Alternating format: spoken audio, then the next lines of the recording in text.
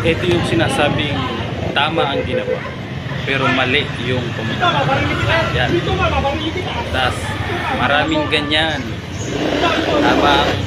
Tama ang gagawin, pero mali ang discarding pamumuhay. Hindi tama yan na nahuli mo na, sasakal mo. Mali yung ginagawa. Hindi naman ang laban, di ba? Wala namang ginawang violente. Sumuko na. Pero grabe yung pagkakasakal.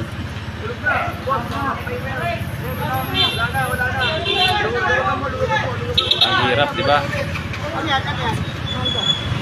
Two lesson learned. Huwag magnakaw. Para hindi matulad ng ganyan. Huwag gumawa ng masama para hindi ganyan. At kung gagawa ka man ng mabuti, dapat mabuti din yung pamumuhay. Hindi na nanlaban, di ba? Hindi na nanlaban. Ay, pera, emergency, no?